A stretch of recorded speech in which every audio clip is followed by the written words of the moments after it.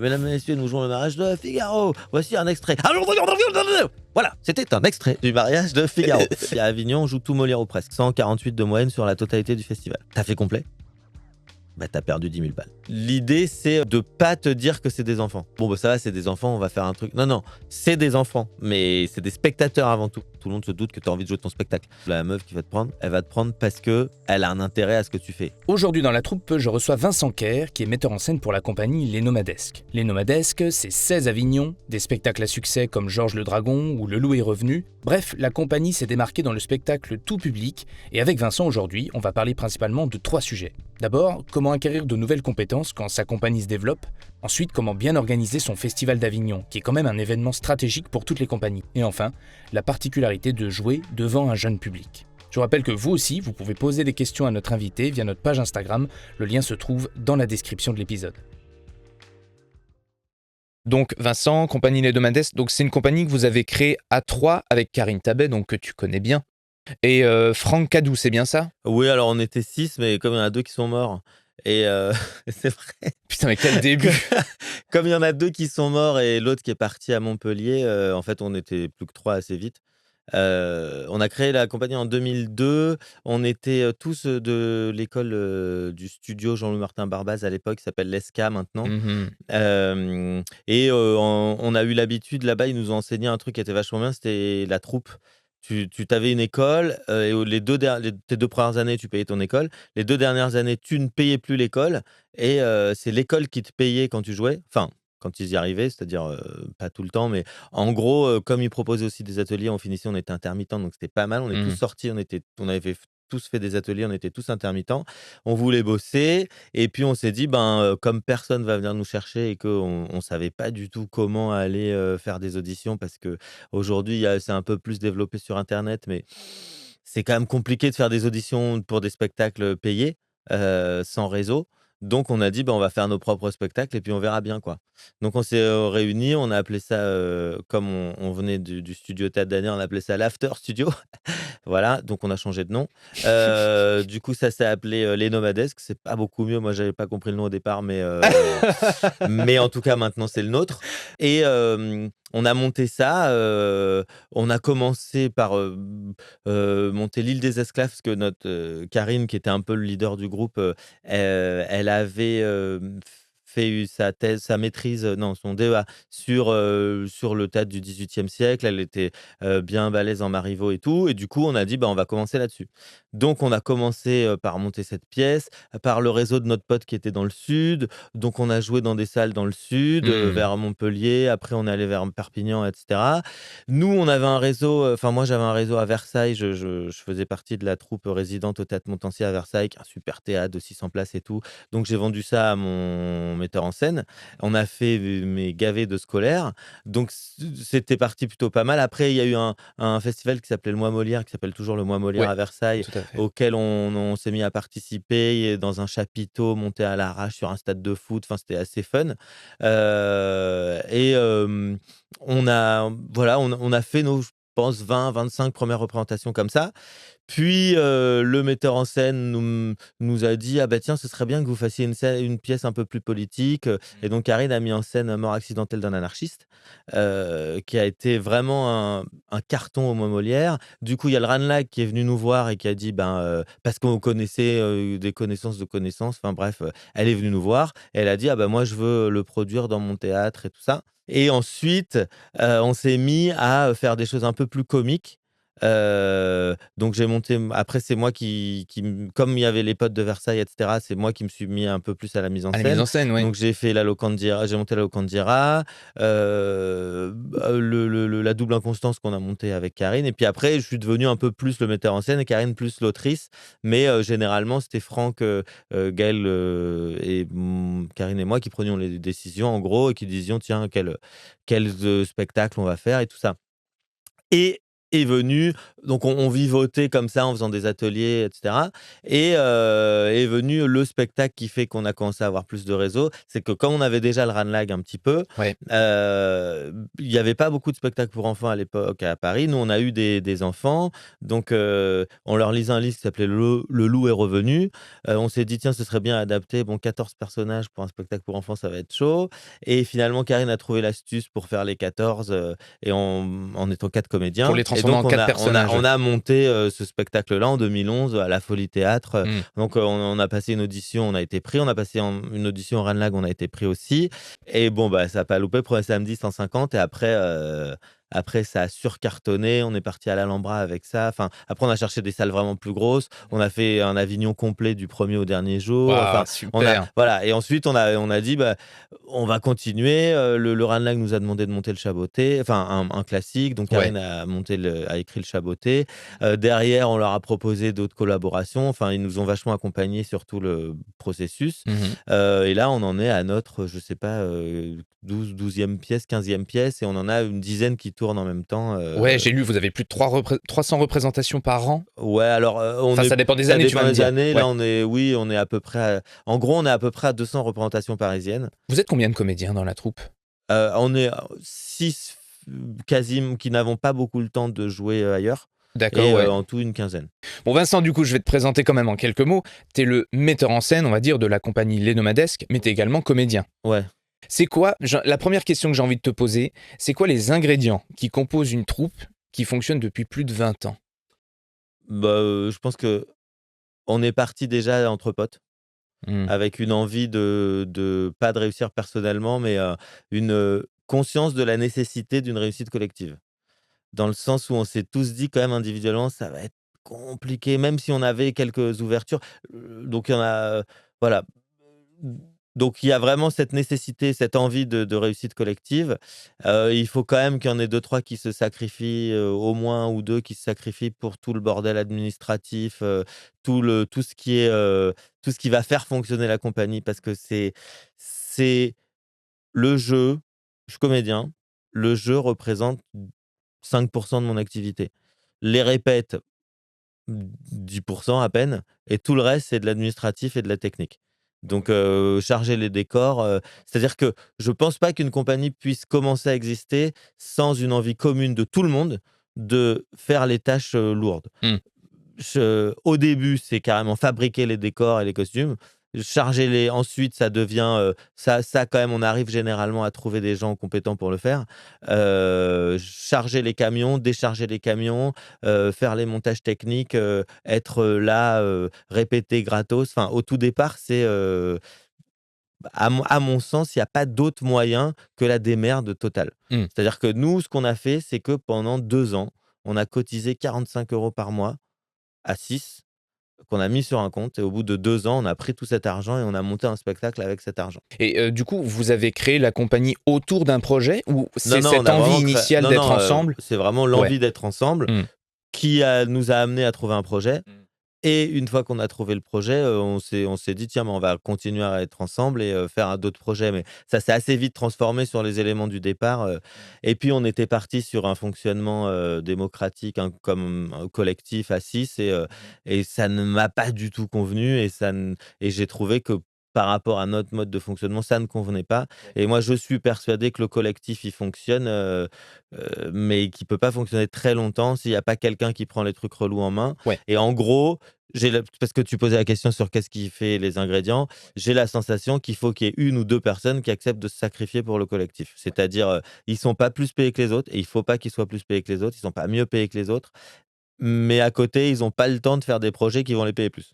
Ouais, je vois ce que tu veux dire. Parce que ça demande trop de temps, et je pense que c'est très compliqué si on n'a pas, et en même temps, il faut pas que ce soit les seuls décisionnaires, il faut que certaines décisions Ouais. certes pas les décisions artistiques entre autres, mais Mmh. que certaines décisions, certains choix tactiques soient quand même concertés avec d'autres. Même Mmh. si tout le monde n'est pas d'accord et que et qu'il faut qu'il y ait 1 ou 2 personnes qui prennent la décision au final, il faut quand même avoir pesé le pour et le contre avec Mmh. tout le monde pour Mmh. être, donc il y a quand même un fonctionnement, c'est j'ai du mal à dire démocratique parce que démocratique, ça voudrait dire que tout le monde a le même Oui, poids, tout le monde a le même vote, mais chorale quoi, mais choral. Il y a ouais. quand même un accord, ça c'est notre manière de faire. Des gens qui fonctionnent vraiment de façon plus collective. Mais moi, à mon sens, dans la façon dont nous on fonctionne avec nos personnalités, il y a, une confiance totale et absolue qui doit être, Mmh. dans les personnes qui prennent les décisions parce que si Mmh. on n'a pas confiance en eux, c'est pas gérable. Est-ce que tu dirais que du coup vous fonctionnez à 2 vitesses? Il y a une partie où vraiment vous êtes, comme tu dis, démocratique, choral, tout le monde peut donner son avis, tout le monde peut décider et il y a d'autres postes sur lesquels vous avez choisi des décisionnaires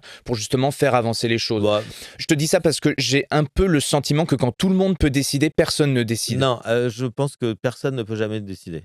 Enfin, c'est-à-dire qu'il y a aucun moment où tout le monde décide. Oui, Par contre, normalement, si on fonctionne bien, alors des fois, c'est pas toujours le cas, mais tout le monde doit pouvoir donner son avis oui, et la décision, elle doit se faire dans l'intérêt du collectif et pas dans l'intérêt personnel des gens qui prennent la décision. Mais il faut que tout le monde puisse avoir donné son avis et son point de vue. Après, ça va dépendre des trucs. Au départ, c'était les couleurs des flyers où je demandais aux gens. Maintenant, j'ai arrêté ça. C'est chronophage. oui, ouais. C'était, tu vois, on a commencé à travailler avec un graphiste sur un spectacle Mmh. et j'ai commencé à demander à l'avis à tout le monde sur l'affiche. Non, mais la Erreur. subjectivité ne peut pas, Ouais. être évaluée. Mmh. En fait, donc le leader du projet artistique, le metteur en scène peut changer d'un projet à l'autre, mais il faut que ce soit lui, il faut qu'il y ait une personne à un moment donné qui soit décisionnaire de tout ce qui concerne l'artistique. Et ensuite, sur tout ce qui concerne l'administratif, ça va être avant tout les règles Mmh. qui vont nous l'imposer. Oui, Et ensuite, la personne qui gère l'administratif, a priori, elle va être un peu mieux informée que les autres parce qu'elle s'en est occupée. bien sûr. Et du coup, c'est à elle de dire: «Bah, ouais, mais ça, c'est possible ou ça, c'est pas Puis possible». parce qu'elle a Et le même pif si dedans tous les jours. et même si elle se plante, il faut lui faire confiance. Mmh. Et ensuite, oui, nous, là où on en est maintenant aujourd'hui, avec un chiffre d'affaires relativement conséquent, on ne peut plus ne pas avoir vraiment une vraie Mmh. administratrice qu'on paye et Mmh. qui est formée pour ça et Ça, c'est une question que j'avais prévu de te poser justement. C'est quoi les compétences administratives que vous avez développées au fur et à mesure du temps? bah, tout au tout départ, si tu veux, nous, on est partis, on n'avait rien. Ouais. Donc on a regardé, quels étaient les organismes auxquels il fallait qu'on s'affilie. Donc on s'est affilié à ces organismes. Vous l'avez fait vous-même. Vous n'êtes pas passé par un prestataire? Non, non, nous, on a Ouais. toujours tout fait. On a d'abord, on a regardé alors, quand on est arrivé, c'était les débuts d'internet, donc tu commençais à avoir des infos, donc c'était pas Mmh. mal. Mmh. Parce que, 10 ans, 5 ans plus tôt, ça aurait été un peu plus galère.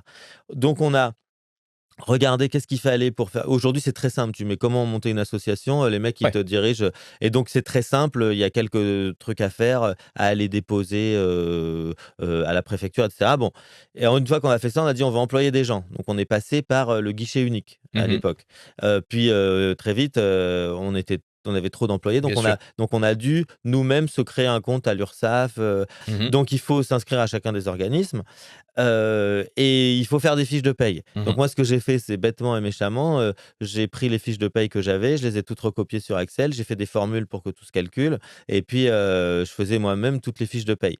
Sauf que l'inconvénient, c'est que, faut être au taquet Bah, ouais. des lettres. Alors nous, à l'époque, on recevait des lettres de tous les organismes pour donner l'évolution des taux et donc faut être au taquet. Donc maintenant, on a tout informatisé, on est, abonné, donc on a appris aussi ça, à s'informatiser, à se mettre, tout, sur, alors on a nos comptes URSSAF et c'est eux qui nous envoient la note en gros, et on utilise un logiciel de paye surtout, ce qui Mmh. fait que, tous les taux sont mis à jour, mais Ouais. ça a un coût. Le Mmh. logiciel de paye, c'est pas tu prends le logiciel et c'est gratos. Ouais, bien Donc on sûr. a pris une administratrice, Mmh. cette administratrice, elle s'est formée sur le logiciel de paye. Le logiciel de paye, il a un coût en fonction du nombre de payes que tu sors, mais Mmh. c'est très, très inférieur à ce que Oui. te prendra un cabinet comptable. Ouais. En revanche, le salaire de l'administratrice, enfin, il faut quand même le payer. Mmh. Donc, parfois, ça peut quand même être avantageux de prendre un comptable, enfin, en fonction de l'activité qu'on a. Et donc, on a développé ces compétences-là sur le salaire, sur les cotisations. Ensuite, on a dû développer au départ des compétences de fabrication de décors, mais très vite, c'est pareil, on est passé à des vrais gens qui savaient vraiment faire des décors. Pareil Mmh. pour les costumes. Mmh. Très vite, on est passé à des vrais gens qui savaient faire les costumes parce que c'est des compétences artistiques comme d'autres. Parce que quand même les costumiers, les décorateurs, ils ont aussi leur univers Ouais. et que, si tu si tu veux changer d'univers, Ouais. des fois, il faut aussi Mmh. changer de personnes avec qui tu vas bref, donc les décors, les, costumes, et donc tout ce qui est administratif, donc il y avait, les payes, les cotisations sociales et la comptabilité. Parce Mmh. qu'au bout de 4-5 ans, on s'est rendu compte qu'il fallait, donner des comptes Ouais. et que les comptes, c'est pas le compte en banque. Mmh. C'est pas, j'ai, payé ça et j'ai dépensé ça et j'ai, touché ça. C'est beaucoup plus complexe, donc il y a tout un il y a tout un tas de numéros, de machin. Donc moi, ce que j'ai fait, c'est que j'ai pris des livres de compta. J'ai un pote Tu qui appris les faisait numéros de ça compte? et j'ai appris, après il y a un livret avec les numéros de Ouais, compte, ouais, ouais. mais j'ai appris, alors je me souviens plus, mais les comptes de résultats, le bilan, la synthèse et cetera, pour pouvoir donner ça de façon correcte, Ouais. en cas de contrôle, parce qu'on a eu un contrôle URSSAF assez vite. Donc tu en es là et quand tu en arrives à devoir avoir la TVA, Ouais. là, c'est compliqué de pas avoir quelqu'un qui est compétent et donc Mmh. on a pris aussi un expert comptable D'accord. et donc le fonctionnement de la compagnie aujourd'hui, si on ne fait rien sans activité, sans rien, on est à moins 20 000 € déjà juste sur le fonctionnement sur un an. Sur un an, ouais. Parce qu'il y a le comptable, il y a, les Mmh. frais de réparation des véhicules, il y a, le salaire, de l'administratrice, Ouais, bien sûr. voilà. Donc après on a appris l'autre compétence, c'était la diffusion. Ouais. C'est-à-dire que quand on monte un spectacle, alors avant la diffusion, il y a eu les contrats. Donc généralement, ce qui se passe, c'est des contrats de co-réalisation. Mmh. Heu, C'est-à-dire que le théâtre et la compagnie se partagent la recette. Mmh. Heu et ce qui est de plus en plus, fréquent maintenant, c'est qu'il y a un minimum garanti. Alors le minimum garanti, c'est le théâtre qui, dit: «Ben, moi, on partage la recette, mais comme, j'ai pas envie de me faire niquer, tu vas me donner tous les jours, 150, 200, 300, 400, 500, 700, 1 000 € en fonction de la jauge, de la salle». Et donc là, on arrive à un problème, c'est que quand on commence à être une structure comme la nôtre qui faisons venir beaucoup de spectateurs, et ben, on a besoin de grandes salles. Sauf que les grandes salles, les minimums garantis, elles sont monstrueux et que du coup, ça devient un vrai risque d'aller faire ce type de contrat, donc c'est compliqué. Mmh. Mais ce contrat existe, il faut savoir que ça existe et que le minimum garanti, c'est un piège, mais ça peut aussi être un avantage, ça peut juste permettre de jouer. Mais en tout cas, le minimum garanti, on le doit. Donc il faut Ouais. bien faire ses comptes quand on commence et dire si je joue 20 représentations avec 400 € de minimum garanti, il faut savoir que je commence, je suis à moins 8 000. Ensuite, tu vas avoir, l'autre, manière de se produire, un endroit relativement facile à jouer, c'est Avignon. Mmh. Alors Avignon, là, c'est encore un autre délire et à Paris, il y a aussi des théâtres qui font ça, hein. Ça s'appelle la location. Donc la location, bah, là, c'est simple, hein, ils arrivent et ils te disent: «Ben, avant ta première date, tu nous dois, la totalité de la somme». De tes minimums garantis de toute la Et donc période? Avignon, c'est le vrai problème parce que tu vas louer une salle, en gros, c'était 100 € la place et maintenant c'est, 110 € la place. Alors ça veut dire quoi 100 € la place? Ça veut dire que dans un théâtre de 100 places, eh ben, on va dire que par jour, sur le mois, tu payes 10 000 €, 100 € par place, 100 Mmh. fois 100. C'est sur la totalité de ton mois d'Avignon. Sauf que Avignon, il fasse 3 semaines, comme cette année ou 3 semaines et demie, c'est la même somme. Mmh. Eux, ils calculent ça, en fonction de ce dont ils ont besoin pour vivre. Donc le contrat de location, il implique que tu dois payer avant de jouer et donc tu dois avoir de la trésorerie. Ouais. Et ça, pour les compagnies, la C'est trésorerie, compliqué. c'est très compliqué. Ouais, bah, Et donc, il existe des organismes qui font de la trésorerie et c'est des génies. Parce que vraiment, en fait, il te faut une sorte de microcrédit. ouais. Donc, ils te présentent ça comme un taux à 17% et en fait, c'est 20%, mais pas sur 2 ans ou sur un an. Non, tes 17%, c'est sur ton mois d'Avignon. D'accord, OK. C'est-à-dire qu'ils t'achètent et te le présentent, c'est extraordinaire. Mais en plus, le système est bien. Enfin, en vrai, ça t'aide vraiment. Ouais, c'est bien, Mais vas-y, parle-nous-en, c'est ça intéressant ça. s'appelle Overact. Ouais. Donc eux, ils te proposent, si toi, il vaut mieux que tu sois quand même que tu aies une notoriété et tout pour être un peu sûr du truc. Eux, Ouais. ils t'achètent un certain nombre de billets et ils te disent, ben voilà, vous estimez que vous allez faire combien? Donc on vous achète ces billets-là, Mmh.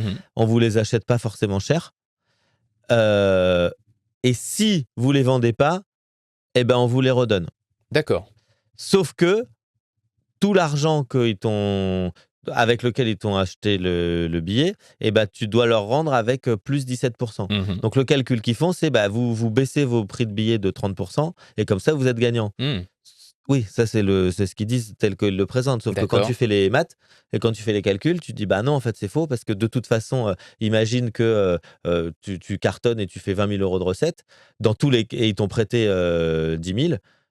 Et ben, comme tu leur dois 20 000 moins 10 000 moins 1 700 Mmh. qui sont, bah, en fait, tu as gagné, 20 000 moins 10 000 moins 1 700. Ouais. Donc dans tous les cas, tu leur as payé les 1 700. Mmh. Donc il faut faire très attention, mais en vrai, tu as payé 1 700 €, mais ça t'a permis d'avoir les 20 000. C'est ça. Donc c'est pour ça que c'est pas qu'une arnaque, c'est le principe du crédit. Oui, Le bien truc sûr. qui est choquant, c'est que c'est 17 Ouais. et que, ça me donne une idée de devenir banquier, de faire la même chose en proposant 10 et mais bon, donc voilà, ça c'est le système de la location. Alors Ouais. Avignon, c'est encore un autre problème, c'est que nous, on est une compagnie parisienne, donc on habite à Paris, donc on n'a pas les logements à payer, ni la bouffe, ni rien. À Avignon, le problème, c'est que, bah, tu dois payer la bouffe, tu dois payer le logement, tu dois payer les salaires, et quand tu es une petite compagnie, c'est quand même très, très compliqué. Mais si tu ne fais pas Avignon, nous, on a constaté que c'était très difficile de vendre tes spectacles. OK. Comment tu vends tes spectacles? Parce que tu prends quelqu'un dont c'est le métier. Et là, pour le coup, vraiment, quand tu commences une compagnie, je suis pas sûr que ce soit une bonne idée de toi-même le faire. C'est-à-dire que je pense qu'il vaut mieux décider de consacrer un poste budgétairement, enfin, un budget pour ce poste-là, Pour la diffusion, pour donc. la diffusion, Mmh. parce que c'est eux qui vont faire vivre la compagnie, c'est pas eux qui vont faire vivre les comédiens, mais c'est eux qui vont faire vivre la compagnie dans le sens où c'est eux qui vont permettre de dégager une marge pour la compagnie. Et ça, les chargés de diff, il y en a beaucoup, il y en a des biens, il y en a des pas bien, il y a des gros groupes, il y a des gens individuels et Ouais. nous, on travaille avec Hélène Henry-Dréan qui est une chargée de diff qui est super, qui vient d'une grosse boîte mais qui, Qui a voilà, son compte aujourd'hui. qui est à son compte aujourd'hui et après ça, voilà, c'est un autre coût, en fonction des chargés de diff, et donc il faut qu'il y ait cette personne pour faire venir des pros et il faut un autre truc à Avignon, c'est que si tu vas dans une salle pourrave, c'est-à-dire une belle salle, mais qui n'attire pas les pros, eh ben, tu auras pas de pros. Donc nous, on a un spectacle, qui est assez édifiant pour ça, c'est Georges le Dragon. Ouais. Georges le Dragon, c'est un truc qui cartonne à Paris, mais genre il cartonne. Heu, on le joue à Avignon. On le joue dans une salle qui s'appelle Le Paris, qui est une grosse salle, hyper, connue des spectateurs, donc il cartonne à Avignon, mais on sait qu'on ne le vendra pas. Vous savez que les pros ne viennent pas dans Parce cette qu'on salle-là? sait que les pros ne viennent pas dans cette salle-là. Donc on OK. le fait pourquoi? Parce qu'on part avec d'autres spectacles et qu'on Mmh. mise sur leur vente à eux, en se disant: «Ben, Georges le Dragon, peut-être que les gens qui nous connaissent, ils vont quand même venir au Paris». Donc ça, c'est la première année. Sauf qu'effectivement, c'était le cas. Les gens ne sont pas venus et ils ne l'ont pas acheté. Mais cette année, on le refait. Pourquoi? Parce que ça nous permet de dégager, de la recette en plus et que comme c'est les mêmes comédiens que sur les autres projets, qu'on mutualise tout, ça nous permet d'amortir le prix d'Avignon. Mais on espère toujours le vendre. Alors l'année dernière, notre chargée de diff n'a pas pu se rendre à Avignon, donc c'était compliqué. Elle était à Tahiti, parce qu'elle a passé un an à Tahiti. Donc là, on espère que cette fois, vu qu'elle est là et qu'elle a travaillé les gens en amont, elle va pouvoir convaincre des gens. Mais c'est compliqué. Alors qu'on sait qu'il y a un autre spectacle dont on sait que ça va être plus compliqué au niveau spectateur, qui s'appelle Edmond et ses amis, qu'on joue au théâtre de la Luna.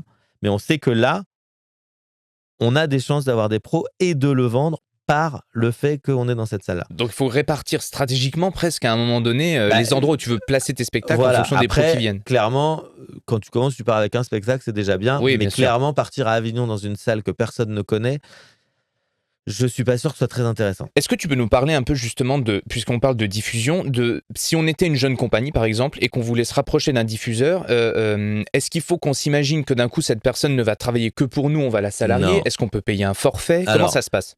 il y a le légal et le pas légal. Normalement, le chargé de diff, c'est un poste qui n'est pas compris dans l'intermittence du spectacle. D'accord. Donc normalement, donc il y a des boîtes, il y a pas mal de gens qui sont des travailleurs indépendants, qui sont à leur compte et que tu payes sur facture. Mmh. Il y a d'autres chargés de diff qui se dénomment chargés de prod D'accord. et qui du coup, ça c'est un poste qui existe et qui du coup que tu payes en tant que chargé de prod, ce qui fait que tu les payes en cachet et elles, ça leur permet d'être intermittentes et du coup de moins dépendre des ventes qu'elles font. Mmh. Donc oui, il faut prévoir un poste. Il y a beaucoup de chargés de diff il y en a vraiment dans les deux sens. Mais il y a les chargés de diff individuels sont quand même souvent, des intermittents Ouais. et en même temps, personne ne comprend pourquoi chargé de prod, t'es intermittent Oui. et des chargés de diff parce que typiquement, c'est des gens qui ne bossent pas qu'avec une compagnie. Oui, Il faut bien sûr. surtout pas s'attendre à ce que la personne ne soit qu'avec sa compagnie Mmh. parce que c'est comme tout, ça a un coût. Ouais. C'est-à-dire que si tu veux que quelqu'un bosse pour toi, il faut le payer le salaire, qui correspond. Et un salaire pour un chargé de diff qui correspond, c'est 2005-2008 par mois Ouais, ouais, tout à minimum fait. pour, Pour je veux dire, l'employeur, c'est le parce coût que employeur. c'est quelqu'un qui a ces compétences-là. Donc il Ouais. y a pas de, c'est pas le coût employeur, c'est le salaire brut pour le salarié. Le coût employeur, Ah ouais, c'est 2 800 salaire brut? ben, parce qu'en fait, c'est des gens qui ont des compétences Ouais, qui qui sont sont ouais. rares et Ouais, qui font que, d'accord. ouais, c'est des gens qui Mmh. doivent bien qui cherchent à enfin, qui entre guillemets, «doivent bien gagner leur vie». Alors dans les petits groupes, je pense qu'ils sont pas très bien payés, les Mmh. chargés de diff comme ça. Donc personne n'a les moyens en vrai Ouais, de bah, oui, parce que de ça fait quoi? Ça fait 4 000 € en budget global voilà, par c'est poste pour donc un mois, c'est énorme. ça n'a pas de sens. On n'a pas assez de ventes pour, en arriver là. Mmh. Puis il y a un problème de la diffusion en France parce que les villes n'ont plus d'argent. Donc, il y a un vrai souci si tu veux là-dessus, donc concrètement, tu vas pas salarier ta chargée de disques, parce que tu perdrais trop. Il vaut Ouais. mieux ne pas vendre de spectacle parce que si tu le fais, tu mets de la clé sous la porte. Mmh. Après, tu peux négocier un fixe en échange d'eux, et cetera. Mais toi, ton but, ça va être de vendre, elle, ça va être de et il faut effectivement l'intéresser à la vente ou Mmh. alors, il y a aussi des chargés de diff, il y a des gens qui s'improvisent chargés de diff, donc tu sais que tes premières années, tu vas galérer parce que tu as pas les adresses, tu as pas les Ouais. contacts et tout, Ouais. mais qu'au final, ça va être chargé de diff pour ta compagnie et que, en fait, finalement, tu peux peut-être t'y retrouver, ce qui contredit ce que je disais tout à l'heure, hein. Tout à l'heure, je disais, il faut pas que, il faut que c'est un poste au début, c'est très important et tout et en fait, en discutant, je reviens sur mon idée en me disant: «Tout dépend du temps que tu veux mettre pour, commencer à vendre tes spectacles». Si tu as la patience d'attendre 4-5 ans et que tu as quelqu'un qui est vraiment motivé dans la troupe et qui se forme en tant que chargé de diff et qui décide de, elle, se mettre à vendre les spectacles, Ouais. il faut du temps pour faire le réseau, mais je pense que c'est jouable. Après, il faut trouver les bons théâtres et les bons spectacles aussi. Les spectacles qui se vendent, les spectacles que les gens vont acheter ou quoi. C'est ça, parce qu'il faut aussi que tu proposes quelque chose qui puisse fonctionner à ton chargé de diff. Alors, après moi, je te parle d'un truc très spécifique. On Oui. bosse dans le théâtre privé, on Ouais. n'a pas de subvention et on fait des projets non subventionnables. Quand on parlait de l'historique de la compagnie, on est parti sur des projets plus subventionnables. Mmh. On a monté un truc génial, sur, Charlotte Delbo, qui s'appelait Auschwitz et après. On avait tout un tas d'aides, promises. Mais on a eu 2 dates. Donc comme on avait 2 dates, on n'a pas pu avoir les aides promises et donc on a décidé de changer notre paradigme et d'aller D'accord. plus et d'aller faire des trucs où on faisait venir les gens et parce que, c'est très compliqué de dépendre des subventions. C'est à ce moment-là que vous avez décidé du coup de shifter vers, des spectacles plus tout public, voire, souvent spécialisés pour les Ben enfants? non, je te dis, ça, c'est un peu plus tard encore. Ça, OK. c'est quand on a eu des enfants, tout simplement. Oui, Mais d'ailleurs, on n'a d'accord. pas shifté, c'est juste que ça a pris on est devenu tellement, tellement important dans le spectacle pour enfants à Paris. Je veux dire, on était 1 sur Biréduc tout le temps, on caracolait en tête des ventes, que, ça a été notre gagne-pain vraiment et ensuite, il y a eu tous les gros groupes qui se sont mis à faire des spectacles pour enfants et donc nous, on a plus de mal aujourd'hui parce qu'on est noyé dans tout un tas de choses, qui sont bien. En plus, il y a plein de trucs très bien et qu'à l'époque, il y avait pas. Pour les grandes salles de 600 places, il y avait quasiment pas de spectacle pour enfants quand on est Mmh. arrivé. Ouais. L'autre problème, c'est que nous, on a trop, eu tendance à faire et ça, c'est vraiment un truc important. Tu as décidé de monter un spectacle. Je mettrais des bandes noires là. Non, mais tu as décidé de monter un spectacle, tu vois? Et donc tu as la thune pour le monter parce que tu as un peu de fonds, machin. Le monte pas trop vite, espèce de gros blaireau. Parce que nous, comme des gros cons, on a monté 3 spectacles en 1 an et demi. Il y a embouteillage. Ouais. Ou comment tu les vends, comment tu les finances et à un moment donné, on se retrouve dans une situation où on a tellement dépensé que tu te retrouves avec une trésorerie un peu limite, avec des spectacles que tu as pas encore vendus et où tu es obligé de faire: OK, alors on va attendre 2-3 ans avant de monter un autre spectacle parce que c'est trop à la fois, trop à la fois, trop à la O fois, c'est ouais. pas bien» et OK. donc non, l'idée c'est, en fait, on s'y prend on a compris là maintenant, mais qu'on s'y a un peu mal pris. Tu as une idée et là, au lieu de te précipiter sur l'artistique, tu te précipites sur la com, l'administratif et cetera. Un peu l'artistique pour penser le truc, mais une fois que tu as pensé le projet, là tu vas voir les gens qui te connaissent, mais ça, on est plus tard dans la compagnie, hein, on n'est pas au début de la Ouais, compagnie, hein, ouais, ouais. et là, au tout début, c'est l'inverse. Tu dois montrer un truc, tu dois faire un truc, et une fois que tu l'as fait, tu le montres aux gens. Quand Mmh. les gens ne te connaissent pas, c'est pas possible. Mais quand les gens ils te connaissent, tu vas voir les gens, tu leur dis, hé, Coco, si je monte ça, ça t'intéresse ou pas? Parce que si ça t'intéresse, je te le fais une fois et demi moins cher. Toi, hé, Coco. Et là, t'en as 15, 20, 30 qui te prennent les trucs que t'as pas montés, et tu dis, bah, en fait, mon truc, il est déjà financé. C'est ça. Sauf que nous, on est des gros blaireaux. Et qu'à un moment donné, on nous dit, ouais, ben, on va continuer comme l'année prochaine au Ranelagh. Et je fais, oh, nous, on fait une nouvelle créa. Et là, on se fait une créa, mais à 35 000 boules. Waouh! Et là, tu fais, mais t'es con ou t'es con? Mais en même temps, on est hyper content parce qu'on a fait un truc génial, qu'on va. Mais du coup, là, il faut un peu freiner des cas de fer, tu vois. Ouais, ouais, ouais. C'est Bon, bref, trop de ça, diffusion. c'était. Ouais, ça, c'est trop de diffusion à faire de Mmh. nouveaux spectacles. Parce que, en gros, sur une année, nous, généralement, on a. C'est pour ça que sur la question de tout à l'heure sur combien on joue par an. Alors, des fois, il y a 60, 70, 80 dates de tournée. Et là, avec la chute de la crise de la diffusion, des choix pas forcément judicieux à Avignon, notre chargé de diff loin pendant un an, et ben, on arrive vaguement à une vingtaine de dates. Et du coup, ton système économique, Mmh. tu te dis: «Ben, j'aurais peut-être pas dû créer autant». Ouais, quitte à garder un peu de Donc trésorerie. bon, après voilà, après tu t'arranges, machin, mais Tu m'as dit un truc super intéressant et j'étais sur le point de te remercier parce que c'était une des questions que j'allais te poser. Si tu devais, toi, refaire un projet quand tu étais au tout début, ça serait quoi les étapes ah, je pense avec qu'on l'expérience? n'a pas été si malin. Sur le début, on a répété, on a créé un truc, et une fois qu'on l'a créé, on l'a montré à des gens. Moi, franchement, je pense que c'est très compliqué d'aller vendre une idée. Si tu as une idée absolument géniale, tu peux aller vendre une idée géniale aux gens. Nous, on n'avait pas d'idée géniale, on a monté une pièce qui existait, L'Île des esclaves de Marivaux, un truc qui est étudié par les scolaires parce qu'on n'est pas trop cons. On s'est dit: «Tiens, bah, quand même, ça va peut-être nous avoir une ouverture». J'étais prof de maths, Karine, elle a été prof d'italien, voilà, on est dans un domaine, tu connais un peu, donc on n'avait pas trop faux parce que je pense que sur cette première pièce, on a dû faire une vingtaine de représentations scolaires, même peut-être même plus avec le Ranelagh. Enfin, on a fait un paquet de représentations scolaires avec cette pièce. Avec cette toute première pièce, Cette toute donc première l'île pièce, des esclaves. tu vois qu'en fait, on a joué de 2002 à 2014, un truc comme ça. Waouh! Heu et donc je pense que je referais pareil parce que je pense que c'était malin. Pareil, notre premier spectacle pour enfants, on s'est pas pris la tête, on a demandé les droits. Une fois qu'on a eu les droits, on a été très surpris d'être les premiers à demander les droits de ce truc qui était. On a dit: «Mais attends, on n'a pas de star, mais on a une star». Mmh. On a un C'est-à-dire que on a on a une tête d'affiche qui est le bouquin. Ouais. En fait, le truc, c'est que si tu arrives avec une idée tête d'affiche, ben là, tu peux aller voir les gens avant de monter. Mais Mmh. si ton idée, c'est de remonter pour la 15e fois un truc qui a été monté 1000 fois et que toi, tu vas le faire super, il va falloir quand même que tu convainques les gens pourquoi c'est super. Mmh. Ça peut être sur l'idée avant, mais moi, en tout cas, dans la façon dont je fonctionne, c'est sûr que c'était mieux de le faire avant. Donc ça, non, je le referais pareil. Sauf que quand tu es là depuis un moment, que tu as la chance de bosser avec beaucoup de gens qui aiment bien ton travail, tu es plus dans la même logique. Donc après, il y a encore un autre truc, c'est les subventions. Parce que là, je te parle d'un truc que je ne connais pas parce que c'est un truc qu'on n'a pas expérimenté. Je te dis, on a demandé des subventions en 2006 pour Je sais après et basta. Heu, les subventions, c'est encore un autre truc. Il faut aller voir la DRAC, il faut aller Mmh. voir le ministère, il faut aller voir la mairie de chez toi. Si tu es dans un département qui n'est pas l'Île-de-France, c'est quand même qui n'appartient pas à l'Île-de-France, c'est quand même beaucoup mieux parce que tu as moins de théâtre qui s'y passe et donc ils sont quand même un peu plus enclins à aider. Et là, il faut que tu ailles voir les institutions, mais il faut que ton projet corresponde aussi à une forme d'exigence Ouais, qui est la leur. ouais, bien sûr.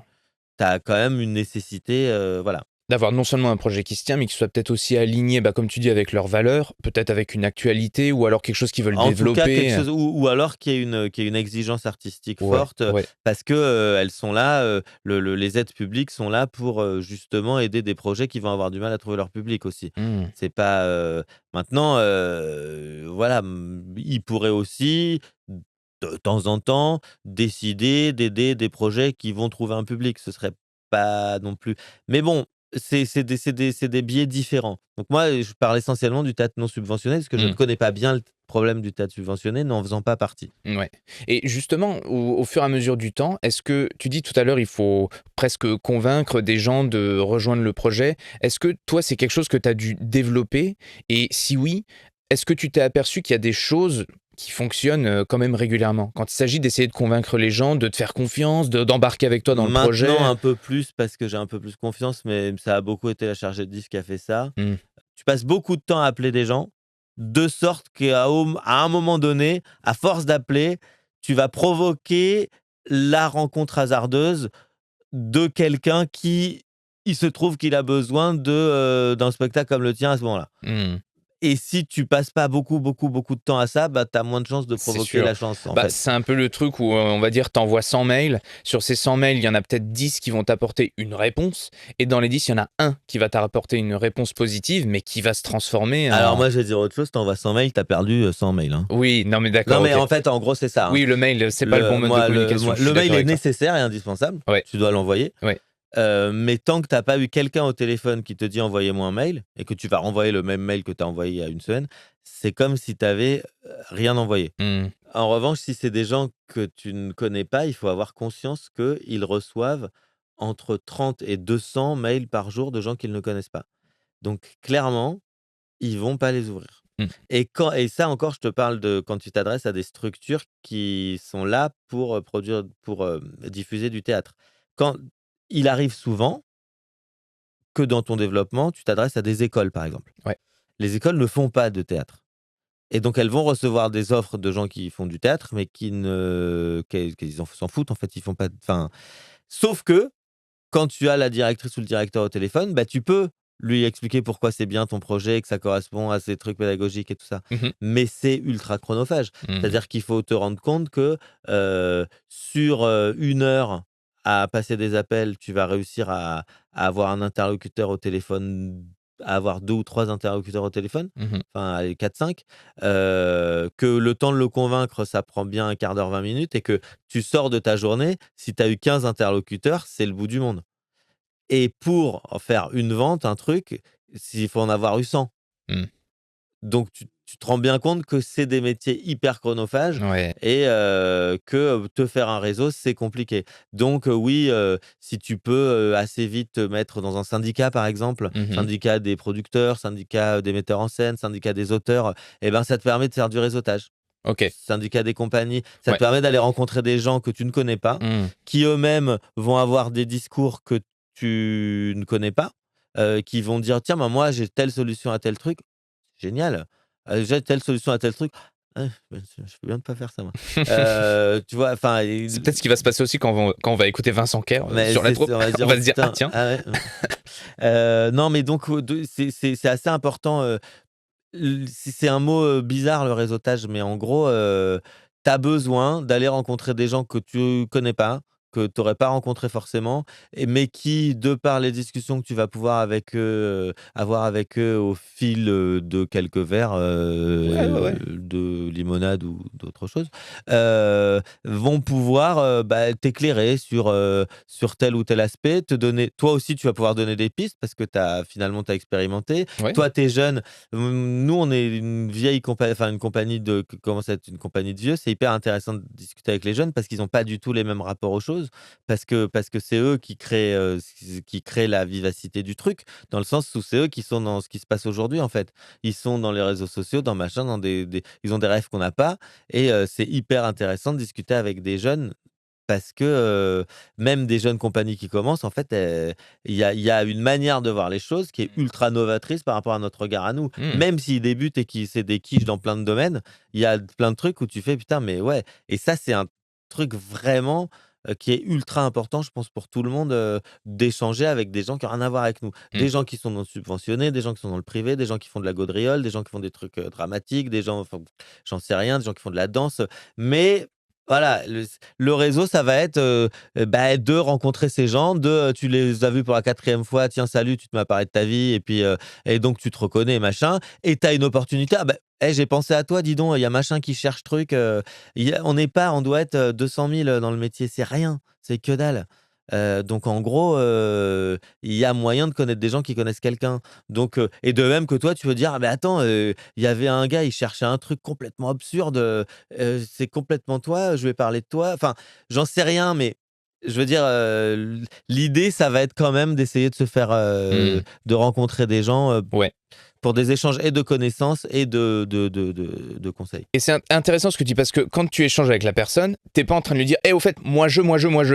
C'est peut-être justement quand tu viens lui dire: «J'ai quelque chose pour toi, j'ai pensé à toi, tiens, ça m'a fait penser à quelque chose qui te concerne», que la personne se sent engagée avec toi et qu'elle aura peut-être du coup plus tendance à Bah, revenir vers après ça, toi. c'est encore une fois un truc que je sais pas faire, mais j'ai la sensation que, ouais, le gars qui va te prendre, il va te prendre ou la meuf qui va te prendre, elle va te prendre parce que elle a un intérêt à ce que tu fais. Soit le sujet lui parle, soit, ton travail l'intéresse, soit, enfin, en tout cas, soit elle cherche un spectacle dans ce mais oui, c'est toujours par rapport au désir de l'autre, c'est pas tes désirs à toi, tes désirs tout le monde se doute que tu as que qu'on a envie que tu as envie de jouer ton spectacle et effectivement, je me rends compte que, ça fait 2 ans que je me force à aller dans les cocktails, officiels, pour des entre autres pour le syndicat des entrepreneurs du spectacle et qu'effectivement, oui, tu te mets à un peu plus connaître les gens, tu leur dis bonjour dans la rue, tu vois, ils commencent à savoir qui tu es, donc quand tu arrives et que tu vois, là récemment, je parlais avec un gars qui me disait, «Bah oui, bah moi si tu as un projet, ben, en fait, tu m'appelles, on fait une lecture», et jamais je m'étais dit: «Tiens, bah, il y a quelqu'un que ça peut intéresser que je connais pas, que je l'appelle, je fais une lecture». C'est con, au bout de 20 ans, tu vois? Et maintenant je me dis: «Bah oui, en fait, on n'est pas obligé de toujours produire de spectacles en fait non plus, Bien en sûr. fait». Parce qu'on parlait de compagnie, mais au final, tu as aussi le moyen d'aller voir des gens qui produisent ton spectacle et qui le font en assos avec ta compagnie, tu vois? Ouais. Ça, vous, c'est quelque chose que vous faites, Jamais, on n'a jamais fait encore. OK, d'accord. Mais nous, on a fait que de la démerde tout seul et maintenant on se dit: «Bah, Et peut-être arrivé à un stade où quand même c'est» non, c'est pas vrai parce qu'on collabore vachement. Le Théâtre Le Ranelagh, on collabore à mort avec eux. Ils nous ont produit plusieurs spectacles, là, on fait de la choréa, mais c'est de la vraie choréa parce que c'est un théâtre, c'est un des seuls, enfin, c'est un théâtre qui fonctionne avec une vraie éthique, avec, un mode de fonctionnement qui existe malheureusement très peu, qui est, bah, on risque de perdre de l'argent, mais on fait de la vraie choréa, avec un vrai partage de recettes, un vrai partage des coûts de communication, parce que le mieux que tu as généralement, c'est un partage des recettes. Alors le partage des coûts de communication, faut peut-être pas non plus ouais, faut pas exagérer, exagérer. mais généralement maintenant, tu as quasiment plus de partage de recettes. C'est un partage de recettes avec minimum garantie. Je parle à Paris, hein. Mmh. Est-ce qu'on parlerait, toi et moi, d'Avignon? Parce que c'est Ouais. un festival que vous avez fait, plein de fois. Non. Non? Ah ouais, j'allais dire, ouais, Est-ce qu'on impossible. parlera d'Avignon? Bah non. J'ai pas envie. J'ai pas envie. Ouais, vas-y. C'est un point névralgique quand même Avignon, du c'est spectacle énorme vivant. parce que c'est là où, tu vas, pouvoir diffuser ton spectacle. Mmh.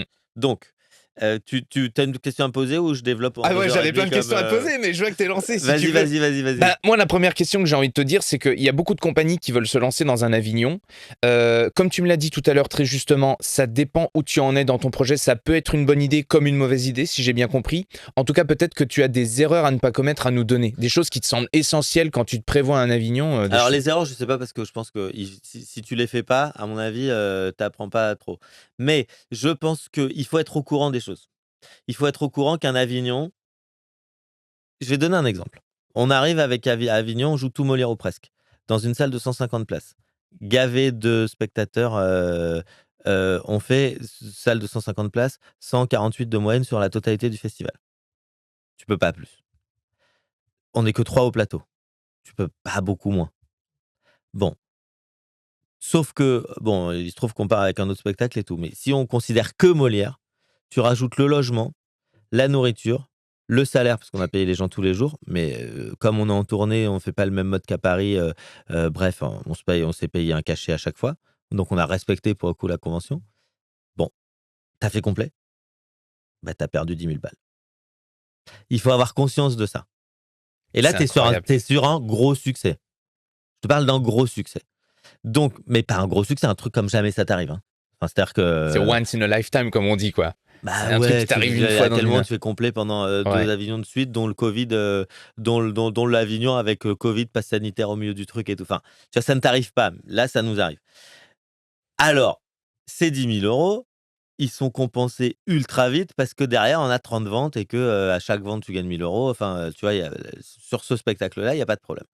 Mais d'une manière générale, c'est quand même le gros souci d'Avignon, c'est que tu dois aller avec un truc dans lequel tu crois, artistiquement, mais quelque part, eh ben, on s'en fout un peu que tu y crois artistiquement. Ce qui est important, le plus important, c'est que tu y crois artistiquement parce que c'est la condition sine qua non. Sinon, tu Oui, envisages même pas d'Avignon et bien tout. sûr.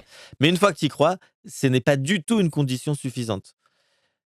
La condition nécessaire en plus du fait d'y croire, c'est que tu estimes que ça va pouvoir se vendre. Comment tu estimes que ça va pouvoir se vendre? Les retours que tu as eus de différents pros et cetera qui te disent: «C'est bien, machin». Les de tes potes, de tout ça, des spectateurs, OK, et ensuite la salle où tu vas aller. Il y a une dizaine, une quinzaine de salles à Avignon où les pros vont, allez, une vingtaine, et une centaine où ils ne vont pas. Donc, il faut vraiment le savoir. C'est donc ce que je disais tout à l'heure par rapport au théâtre Le Paris, qui est un théâtre où beaucoup de pros viennent pour le one man show, les grosses stars, les Chevaliers du Fiel, les grosses machines. Mais pour nous, dans notre réseau à nous, de spectacles pour enfants, moins, comment dirais-je? Dans un entre-deux, c'est-à-dire que c'est pas du théâtre public, c'est pas du tout du théâtre public, mais on n'est pas dans la grosse, galéjade, on est dans une espèce d'entre-deux, on va dire, et ben, pour nous, on sait que nos pros qui ont l'habitude de nous prendre, ils vont avoir du mal. Alors, deuxième exemple, Tout Molière ou presque, le même spectacle, 150 spectateurs, 20 refusés en moyenne par jour, tu vois? Enfin, pas en moyenne, mais sur la période de 10 jours où le festival cartonne, pendant 10 jours de suite, 20-30 personnes refusées parfois. On va jouer au Paris, dans la salle 2. Super théâtre, super accueil, super salle, Là où on les adore pros ce vont. théâtre, là où Ouais. les pros ne vont pas. Ah, là où les pros ne vont pas, d'accord. Donc après avoir fait 2 ans à la Luna, donc en cartonnant, on va dans ce théâtre, le Paris, où les pros pour nous, hein, je te parle pour nous, parce que pour tout ce qui est one man et tout, Mmh. ça cartonne, hein. Mmh, mmh mh. Donc ils ne vont pas pour nous, dans ce théâtre, et on y va, on joue là-bas. Et là, la salle de 200, on se dit: «Eh ben, on fait 120 de moyenne avec des spectateurs qui nous disent: "Ah bah non, vous jouez au Paris, je vais pas vous voir"». Et là, on fait: «Oh putain, tout Molière ou presque, le Paris». Et ben, on est sur, ça va pas. Ça matche pas. Ça matche pas, Ouais. c'était une mauvaise idée. Mmh. Mais ça, on n'avait pas réalisé. Georges le Dragon, Le Loup est revenu, ça match. Là, les pros viennent pas, mais ça match. Les Ouais. pros viennent pas parce que c'est le Paris et qu'ils sont snobs. Mais en soi, l'idée match, les spectateurs, ils kiffent, c'est très populaire, ça leur correspond complètement. Mais sur le pro, et ben, ça marche pas. Mmh. Donc il faut quand même se poser la question de où je vais, qu'est-ce que je fais? Ensuite, se poser la question de: est-ce que tout le monde est capable de vivre ensemble? Si tout le monde n'est pas capable de vivre ensemble, eh ben, ça augmente le budget parce qu'il faut prendre des appartements individuels. Est-ce qu'on est prêt à faire, telle distance pour, à parcourir tous les jours pour se rendre à Avignon? Si on n'est pas prêt, ça veut dire qu'il faut prendre un truc à Avignon, c'est hyper cher. Mmh. Est-ce qu'on est prêt à rester dans Avignon et à avoir chaud toute la journée? Ah bah, si on peut pas, bah, ça veut dire qu'il faut payer moins cher, être au frais, mais aller plus loin.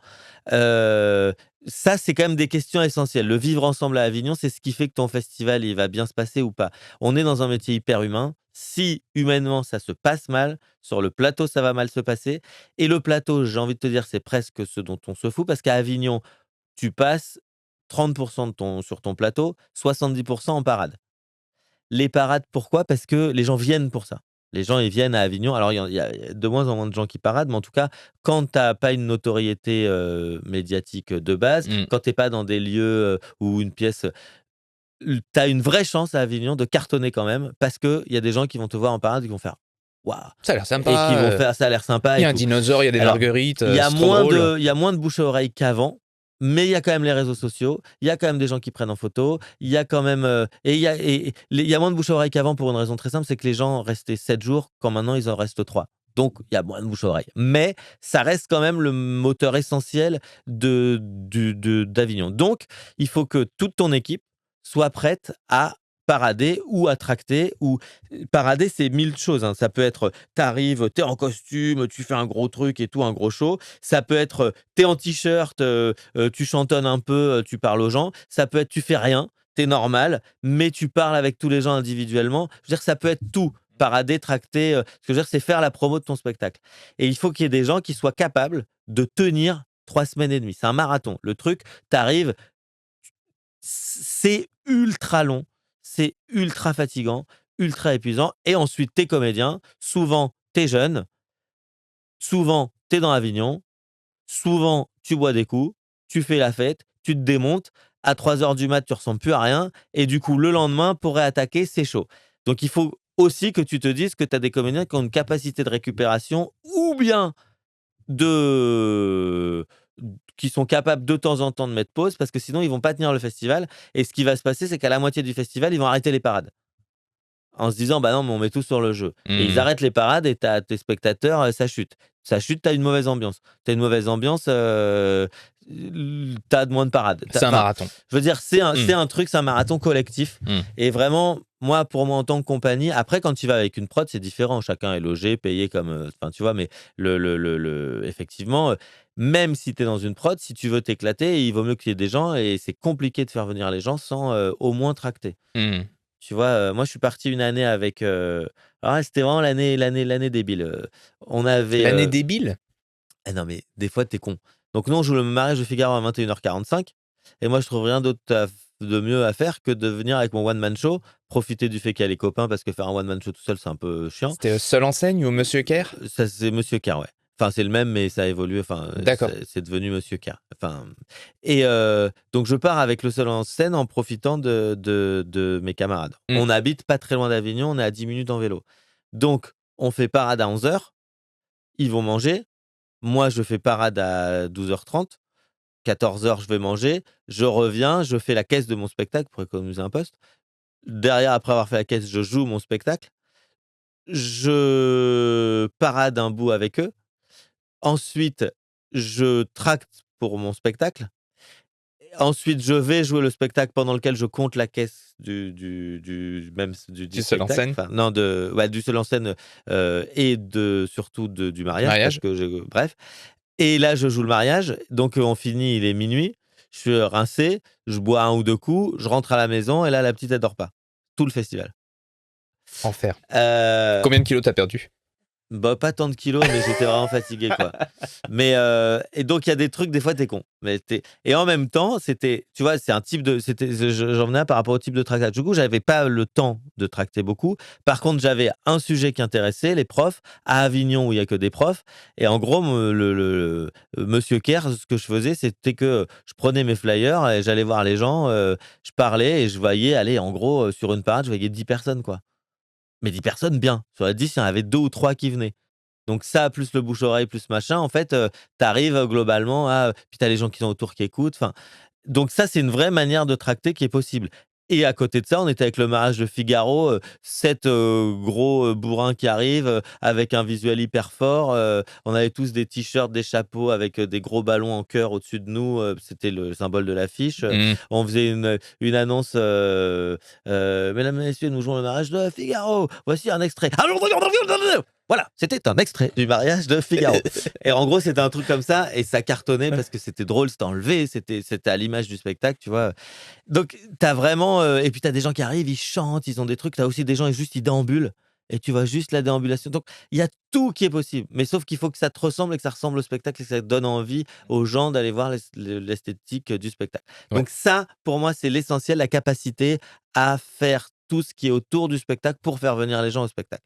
Et ensuite, il y a donc la manière de quand même se préserver pour pouvoir être capable de le jouer ton spectacle. Ouais. Parce que si tu fais tout le festival comme ça, c'est un peu chaud. Ce qui arrive très rapidement. Magali Magali qui est là peut témoigner. Donc là, ce que tu fais, moi maintenant, j'ai fait des fausses ordonnances pour filer de la cortisone à tout le monde. Les antibiotiques. Non, mais juste la cortisone, parce qu'à un moment donné, ils me font rire, ils ont la potion du chanteur, il y a une pharmacie, ils vendent ça à Avignon, donc ils ne marche pas du tout, hein, sauf pour les gens qui n'ont rien et qui sont persuadés d'avoir quelque chose. Mais en gros, globalement, non, c'est mon point de vue. Ouais, t'inquiète. Mais non, mais c'est un constat aussi. J'ai essayé la potion du chanteur. Je finis par aller voir le docteur qui m'a dit mais vous avez un virus depuis 8 jours là, ça commence à tout s'infecter de partout. Faut se calmer avec les plantes. Hein. C'est bien les plantes, mais il faut les mettre aussi. Bref. Donc vivre ensemble. Vivre ensemble vraiment. Faire en sorte que l'ambiance et le tout soient bons pour que tes comédiens soient capables de jouer le soir. Tracter d'une manière ou d'une autre, mais d'une manière qui correspond à ton projet et qui donne envie aux gens d'y aller.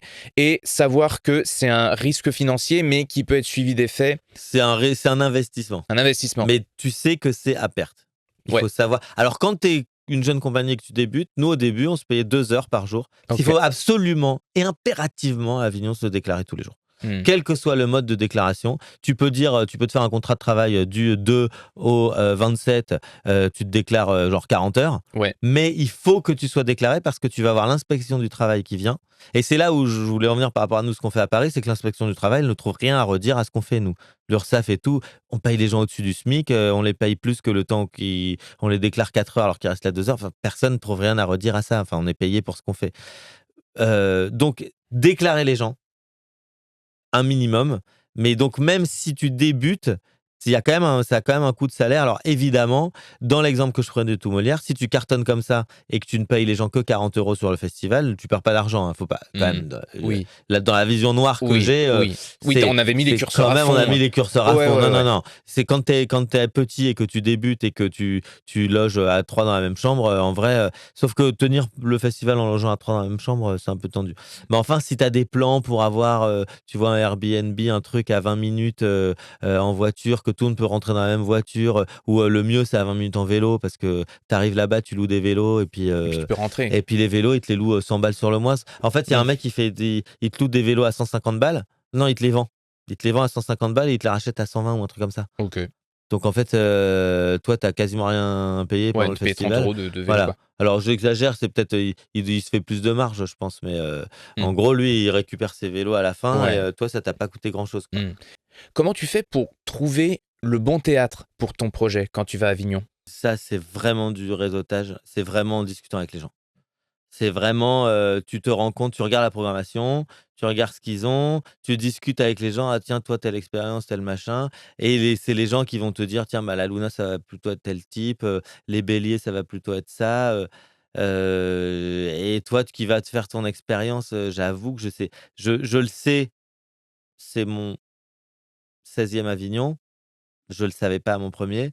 Er Il s'est passé 15 Avignons entre les 2. C'est à peu près tout ce qui s'est passé. Ouais, ouais. J'ai pas de recette miracle, Hmm, hmm, hmm. Non, donc mais tu l'as dit, discuter, prendre la température en fait bah, des gens qui gèrent le lieu. des gens qui gèrent le lieu, des spectateurs, tu discutes, à Avignon, tu discutes avec tout le monde, tu discutes aux tables quand tu vas tracter, nous généralement même quand on fait des parades, on se retrouve toujours avec quelqu'un qui vient discuter du spectacle ou d'autres choses, ou tu attends, à une glace, il voit que tu as un truc: «Ah j'ai vu ça» et puis, c'est des fois des rencontres totalement inopinées, mais et puis des fois des discussions totalement inintéressantes avec des gens qui viennent te raconter leur vie sur un truc dont tu as rien à foutre, mais dans l'ensemble, c'est quand même c'est un festival de rencontres. Donc, comme tout, hein, il y a des gens avec qui tu matches, des gens avec qui tu matches pas. Mais, je pense qu'il faut c'est intéressant de se laisser ouvert à toutes ces rencontres quand en tout cas quand tu diriges, ou que tu as une part dans la direction des opérations. Parce que les échanges sont potentiellement, nourriciers de tout un tas Hmm, d'infos intéressantes. hmm, hmm. Heu et puis, heu et puis ce qui est fun à Avignon, c'est que tu rencontres les gens, tu as ces interactions, qui se passent bien, qui se passent pas bien, mais c'est aussi pour ça qu'on aime le faire, Ouais, bah ouais, je veux dire, l'ambiance. moi je l'ai jamais fait en étant jeune et célibataire, mais ceux qui le font en étant jeune et célibataire, ils passent des super bonnes soirées, hein. Heu, donc Est-ce que tu recommanderais, je suis en train de me poser la question à mesure qu'on en parle, est-ce que tu recommanderais à une jeune compagnie admettons qu'il n'ait pas de diffusion, de faire Avignon et d'inviter pour l'occasion un diffuseur à les accompagner à ce moment-là? Est-ce que ça sert, tu vois, au alors niveau moi du je pense que timing? si tu fais Avignon sans avoir de mode de diffusion, ne fais pas Avignon, quoi. Vraiment. Tu fais Avignon, tu as un mode de diffusion.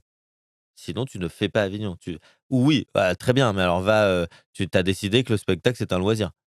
Mmh. Le Ça reste un artisanat, ça reste un moyen de gagner notre vie, même si c'est artistique. Je suis désolé, mais en tout cas, si tu le penses pas comme tel, tu vas pas durer très longtemps parce qu'il y a une réalité qui va te rattraper et ça, les artistes, ils en ont pas forcément conscience et on s'en fout qu'ils en aient conscience. Mais celui qui dirige la compagnie, Ouais. qui est certainement un artiste aussi, il ne peut pas être que artiste. Et dans la manière de choisir les projets, il ne peut pas voir que par son prisme à lui. C'est pas parce que toi, tu es artiste et que tu aimes ton spectacle qu'il est judicieux que ton spectacle, se passe, tu vois? Mmh. C'est pas forcément une bonne idée. Trouver le théâtre, trouver le logement et le logement, il faut pas s'y prendre, Avignon, tu veux faire Avignon en juillet, tu l'as décidé en juillet, mais d'avant. Oui. Et ouais, mais parce que si tu le décides en décembre, t'as tout qui merde. C'est-à-dire que ton logement, ben, c'est plus compliqué de le chercher que si tu le cherches en octobre-novembre. Tu tout un tas de trucs comme ça et puis ta salle, t'as pas forcément la salle que tu veux. Il vaut vraiment mieux essayer d'aller à Avignon, à vide, pour rencontrer tous les directeurs de théâtre, leur parler de ton projet et voir. Alors, il y en a qui, de toute façon, te prendront parce qu'ils ont juste besoin de thunes, Oui, ils ont juste mais besoin de trouver un ceux-là, il spectacle. vaut peut-être mieux pas y aller. Mm. Et donc, il y en a, c'est intéressant de parler de projets avec eux, etc. Donc ça, c'est très important. La vie en groupe, le fait que bah, c'est un investissement. Donc, et quand tu commences la première année, moi, je déconseille pour un premier spectacle de créer là-bas. L'idée, c'est quand même d'être prêt Mm. parce que tu as une journée de montage où parfois tu dois apporter des projecteurs à toi, parfois non. Il y a des théâtres qui n'ont des créneaux que de 5 heures ou 6 heures par spectacle. Donc, si toi, t'es pas au taquet, que t'es pas prêt, ça va être très compliqué. Mm. Donc, il vaut mieux être prêt, avoir tout. Le créer à Avignon, ça veut dire trouver une salle qui veut bien t'accueillir en résidence, etc. Et à le faire dans des conditions correctes. Tu peux Mm. pas créer à Avignon comme ça, je l'ai jamais joué. Parce que la compétence dont on n'a pas parlé pour la compagnie, qui est énorme au début, c'est les compétences techniques. C'est-à-dire qu'au début, quand tu es nul, tu n'as pas d'éclairagiste et que tu sais pas faire les éclairages, et ben, tu as intérêt à en prendre un éclairagiste parce que sinon, c'est la grosse misère. Parce qu'un spectacle qui est mal éclairé ou qui est mal sonorisé, c'est compliqué. Alors, sonoriser sur le théâtre, c'est pas très grave, mais enfin, si tu fais de la chanson, de la comédie musicale et tout, c'est très grave. Et donc, tu as intérêt à avoir aussi quelqu'un. Nous, on a eu des potes qui sont venus nous filer la main et tout. Et après, comme on devait monter toutes les lumières du chapiteau à Versailles, machin, on a commencé à apprendre à encoder, à apprendre, tiens, ben, si on les met comme ça, si on met telle gamelle, si on met telle couleur. Mm. Mais tout ça, ça s'apprend aussi. On a fini par savoir Enfin, moi, j'ai fini par apprendre à le faire mal, mais suffisamment pour faire des trucs à l'arrache. Ouais. Parce que, en gros, concrètement, nos compétences, c'est. Moi, perso, mes compétences, c'est mettre en scène, écrire, un peu, et jouer. Le reste, on fait parce qu'il faut faire. Mais il faut avoir conscience qu'on est des quiches.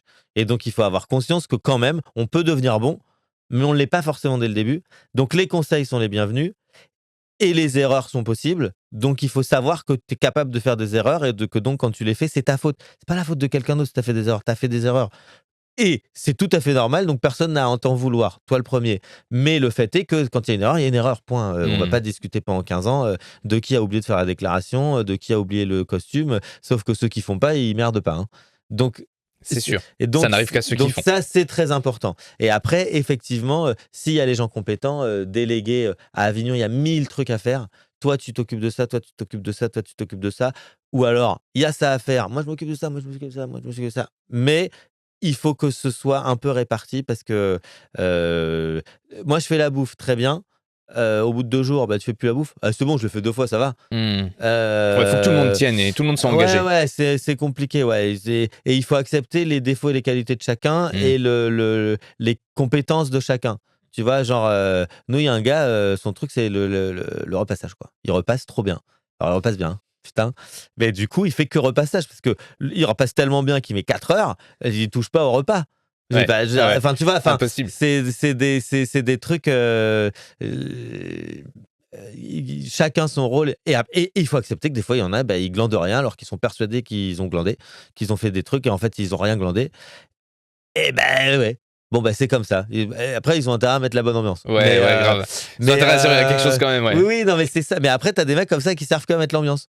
Mais c'est super important aussi. Mm. Enfin, ça va vraiment dépendre du groupe, de la nature du groupe, Ouais. tu vois, donc il faut y aller avec un groupe dont tu sais que tu peux à peu près appréhender les personnalités, quoi. Parlons un peu jeune public, si tu veux. En quoi ça diffère pour toi le jeune public du public classique? Et est-ce qu'il y a des choses que tu as remarquées au fur et à mesure du temps qui marchent pas du tout avec les enfants?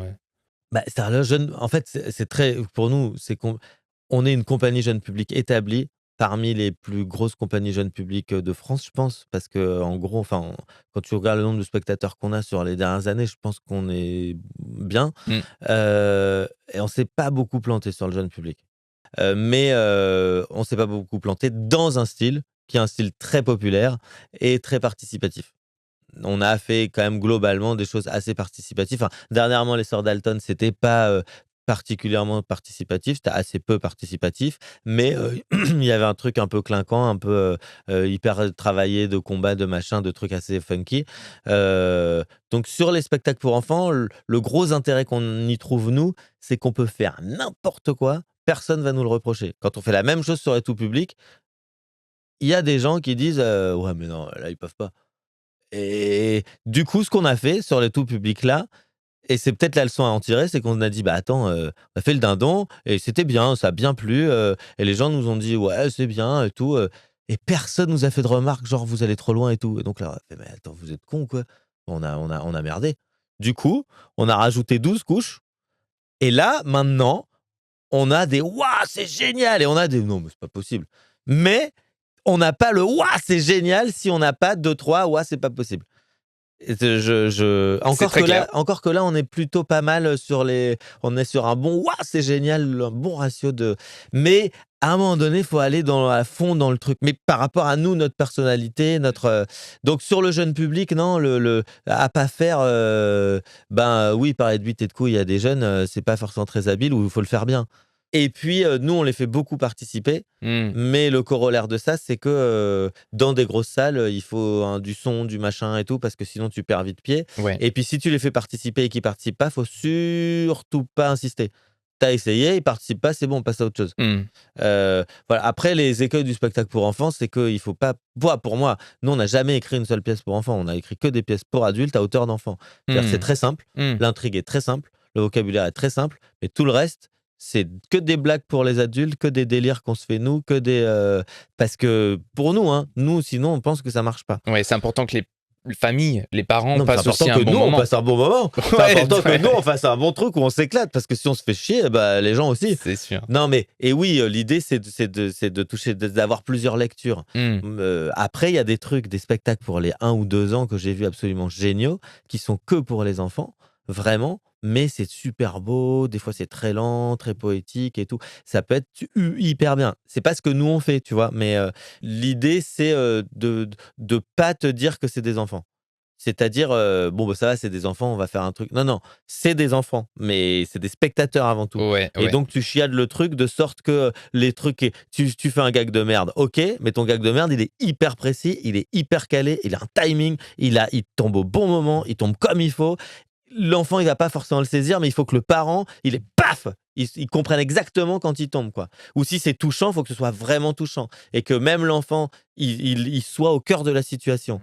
Tu vois, il y a un truc qui est entier. Les répétitions de spectacles pour enfants, ce qui prend du temps, c'est de définir ce que tu vas dire, quand tu vas le dire, l'ordre dans lequel tu vas le dire et tout. Les personnages, ils sont définis en très peu de temps. Ils ont 2, 3, 4 couleurs.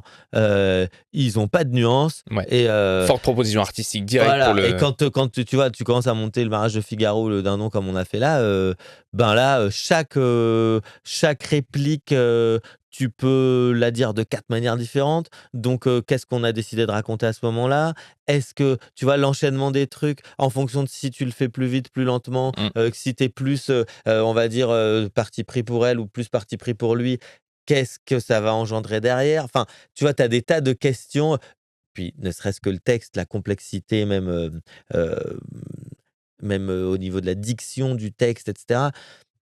Tu as vraiment c'est des nuances qui sont beaucoup plus complexes, beaucoup plus, difficiles à travailler. En revanche, au niveau de la mise en scène, souvent, on a tendance à être plus originaux pour les spectacles pour enfants, tu vois? Mmh. Ouais. Mais en gros, non, le spectacle pour adultes prend beaucoup plus de temps à travailler parce que tout est nuance et tout peut être fait de plein de manières différentes et tu vas avoir plein de discussions avec ton comédien Mmh. ou ta comédienne parce qu'il sent pas les trucs comme toi, Ouais. que lui, il est sur le plateau, des fois, il faut lui faire confiance, mais des fois, il a pas compris ce que tu voulais dire ou voire il a pas compris la pièce, que toi, Ouais. tu l'as vue Mmh. 50 Oui, fois, oui, donc tu oui. sais exactement ce que tu veux en dire. Mmh Lui, mh. il a appris son rôle. La pièce globale, mais bon, ça, c'est des interactions metteur en scène, comédien. Dans le spectacle pour enfants, l'interaction, elle va beaucoup plus se faire sur, bah, tiens, je te propose ça comme personnage, OK, c'est bien, ou alors, ah, il marche pas, tiens, propose un autre, pourquoi il marche pas? Qu'est-ce qui fait que ça marche pas? Alors, on va peut-être aller plutôt dans ce sens-là, OK, et ensuite, bah, gros gag tous ensemble ou grosse chorégraphie ou des mouvements très forts, tu vois? Ça va pas être le même, le Même même, mode de travail, ouais, c'est ouais. le même mode de travail, mais ça va pas être les mêmes problèmes que tu rencontres. Mmh. Et effectivement, spectacle pour enfants, nous, on se permet de faire des gags débiles qui font vraiment rire les adultes, mais que quand tu les mets dans des spectacles tout public, wow, il y a un peu de snobisme qui va pousser à dire: «Bon, C'est marrant, c'est comme s'ils déculpabilis si c'est on comme si déculpabilisait les gens», ouais. ouais, voilà, de faire des blagues un peu, Ah moi, je pense qu'on déculpabilise, dur à dire, on déculpabilise les ouais. gens, ouais. Ouais, Quoi, il est ouais. 12h27, ça y est, ça déculpabilise, c'est un mot qu'on n'a plus le droit de dire. Aujourd'hui, quand vous vous lancez dans un nouveau spectacle, ça vous prend à peu près, combien de temps, Bah, c'est là où pour je te dis chaque, qu'il faut qu'on change. Il faut qu'on apprenne, c'est comme pour le climat, à un moment donné, il faut qu'on apprenne, que le temps, il n'est pas forcément, en rush. On apprenne que le temps, ça prend du temps et que, on n'est pas obligé, de faire du 160 sur autoroute pour aller là-bas et que si on fait du 90 on polluera moins la planète. Enfin, c'est mmh, mmh, et mmh, nous, mmh. ça, c'est en gros, là, typiquement, les sœurs Dalton, je te prends cet exemple, qui est Oui, notre parce que c'est dernier très spectacle. récent. Donc les sœurs Dalton, on arrive en mars, avril, au Ranelagh. Qu'est-ce qu'on fait l'année prochaine? On reprend Georges, vu qu'on va prendre le Loup, puis on reprend Georges et tout, et je fais: «Ah ouais, mais attends, 2e saison de Georges, mais on a envie de faire autre chose, on veut faire une nouvelle créa, vas-y en janvier on fait une nouvelle créa». Et donc j'en parle à Karine qui dit: «Ouais, bah, OK les Dalton» et on part, là-dessus avec le Ranelagh, hein. Sauf que nous on n'a rien écrit, on n'a rien fait, on est en mars. Et du coup elle commence à l'écrire en mai. Donc elle finit de l'écrire en juin, on fait des lectures en septembre, on fait des arrangements de texte machin et on monte le truc en janvier. Mais c'était beaucoup trop rapide. Dans Mmh. le sens où, au niveau travail et tout, on avait le temps, on a vu la costumière et tout le monde a eu le temps de travailler. Mais sur tout ce qui est vente du spectacle, tout ce qui fait que ça va pas nous coûter aussi cher ou en tout cas nous rapporter plus vite, on l'a pas fait. Donc on n'a pas fait de prévente, on n'a pas eu le temps de faire des préventes avant, on n'a pas eu le temps d'avoir des lieux qui nous soutiennent, on n'a pas eu le temps de donc on a demandé plein d'aides, mais du coup les aides, tu les as un an après avoir dépensé l'argent. Mmh. Donc on a payé les gens correctement et tout, mais avec des aides qui sont remboursées un an après. Il y a un truc qui s'appelle le crédit d'impôt qui est génial quand tu montes des trucs à plus de 6. Ils prennent 30 de tes dépenses, sauf que, tout ce qu'on a dépensé en janvier 2024, Ouais. ce sera payé en mars-avril 2025. Mmh. Donc tu imagines le problème de trésorerie que ça engendre. Donc concrètement, un spectacle en soi, entre le moment où on décide et où le moment où on le fait, ça peut prendre 4 mois. Mmh. Vraiment, même en écriture. Karine, elle écrit hyper vite, même en écriture. Mais sauf que Karine, elle m'avait prévenu, elle m'a dit: «Moi, j'ai écrit, mais maintenant c'est au plateau, Coco, qu'on va» et toutes les répétitions, elle m'a dit: «Mais Koé, on a tellement bossé sur la mise en scène qu'on n'a pas, rebossé l'écriture». Donc il a fallu attendre les 5-6 premières représentations pour rebosser l'écriture et dire: «Bah Mmh. non, mais là, je me suis planté, là, on a fait ça, là», enfin, tu vois? Et ouais, bon, mais ça, c'est pas très grave, c'est un peu notre processus, habituel, mais ça pour dire que ça peut aller très vite. Mmh. En gros, Si on le souhaite, ça peut aller très tu vite. décides en avril, Ouais. si tu as les finances, tu décides en avril, tu as les finances et le temps, parce que là, nous, on a fait Avignon, on a pris des vacances et tout. Mais en vrai, tu décides en avril, tu t'écris en mai-juin, tu répètes en juillet-août, ton truc, il peut être prêt pour septembre, hein. Mmh. Mmh. Sauf que si tu fais ça au niveau de la com, au niveau de enfin, c'est très compliqué. Ça veut dire que Après pour toute cette partie-là de communication et le fait que les gens, tu puisses te projeter sur le fait qu'ils viennent, tout ça, ça prend du temps à bah, développer quand ouais, même. parce que tu as Paris, OK, ça tu peux déjà, il faut avoir décidé effectivement la saison en amont, hein, faut avoir en gros, c'est avant le mois de mars de l'année précédente. Pour vendre le spectacle, enfin, pour que ton spectacle, il te fasse pas perdre d'argent, il faut que tu aies des gens qui t'accompagnent, qui t'aident à le vendre et nous, ça, c'est des trucs qu'on n'a pas assez fait là, on s'en rend compte, et donc l'idée, c'est de dire, ben, si on fait un truc pour septembre 2025, cette fois, en septembre 2024, on ficelle tout, on le vend comme si on le jouait demain. Combien de temps ça prend? Bah, pas très longtemps, mais il vaudrait mieux que ça en prenne plus. Il faut en vrai, je pense un an et demi, c'est un bon temps. Moins, c'est une connerie. Par rapport à tout ce que je disais sur les ventes et Ouais, tout. bien sûr. Je te demande ça parce que les compagnies, en général, les jeunes compagnies sont très, très enthousiastes et ils veulent créer Ah oui, non, mais rapidement, alors, monter sur attends, scène on en rapidement. revient à la discussion de tout à l'heure. Je te parle pour une compagnie établie et tout. Pour Mmh. quelqu'un qui commence, fais! Parce que de toute façon, tu pas de salle, tu rien. Donc faut que tu un produit. Donc fais. Fais pas mal, Donc te précipite pas, mais fais. Bien sûr, tu as le temps en plus. Enfin, tu vois, tu es jeune, tu pas d'enfants, souvent, fais. Tu peux répéter le soir, tu bosses comme serveur, tu bosses comme prof, tu bosses comme ce que tu veux, tu répètes. Ça prend beaucoup plus de temps de monter un spectacle quand tu le répètes pas toute la journée. Si t'as besoin de travailler pour vivre, tu peux pas répéter tous les jours de 9h à 18h. Mhm. Donc nous, ce qu'on avait fait sur nos premières créas, bah, on répétait, moi je bossais dans un collège où ils m'avaient donné les clés, parce qu'à l'époque, c'était C'était possible. chill. Mm. Donc ils m'avaient donné les clés pour que j'aille répéter le soir. Donc on répétait le soir, tu vois, de 19h à 23h ou à 22h. On répétait le week-end à droite à gauche dans les théâtres qui nous accueillaient. Enfin, on répétait la semaine quand on avait le temps.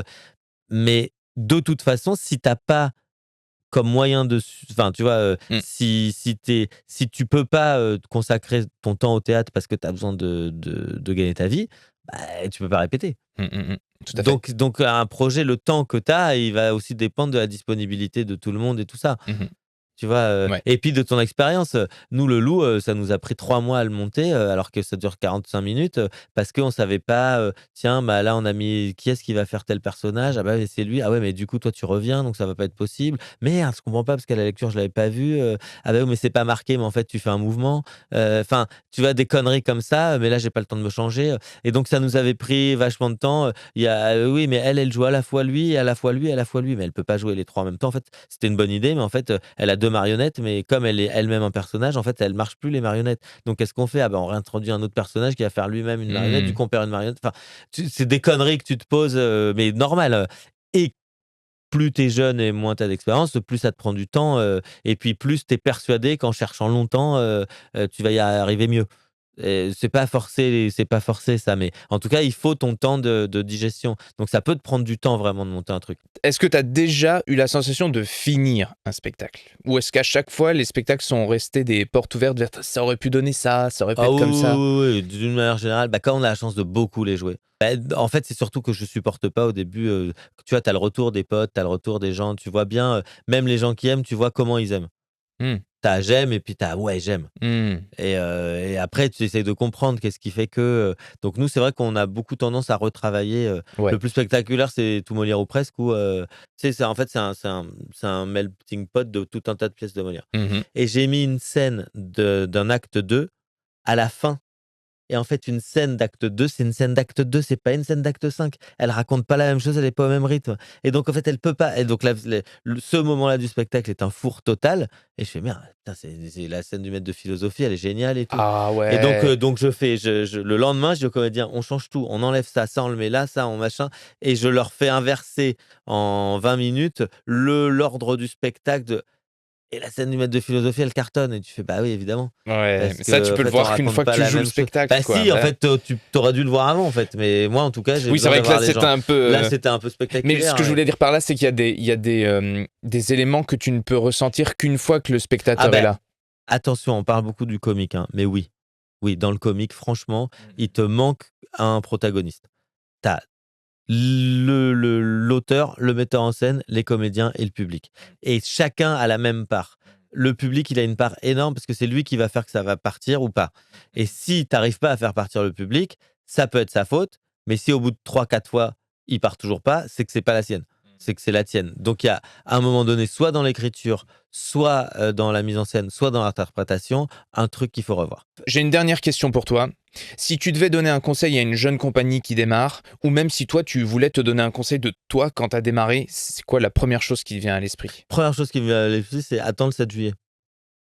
Parce que à partir du 7 juillet, c'est possible qu'il faille plus du tout faire de compagnie pendant 2, 3 ans. Et il y a un impact politique sur ce qu'on va faire qui est énorme. Après, je répondrai Oui, sérieusement. je me Mais doute, il y t'inquiète. a un impact politique sérieusement. En fait, là, on est les compagnies et les boîtes de prod, elles sont sous perfusion de l'État. Parce qu'il y a tout un tas d'aides. Il y a le fonds PEPS, il y a le crédit d'impôt, il y a tout un tas de moyens de professionnaliser. En revanche, il y a tout un tas de baisses énormes de subventions, donc l'un compense l'autre.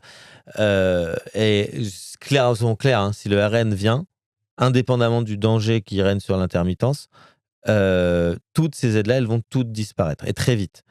Et donc faire une compagnie dans ces conditions, avec quasiment plus d'aides, c'est très compliqué. Ça veut dire, il faut quand même s'attendre à ce que les gens ils doivent bosser en même temps, etc.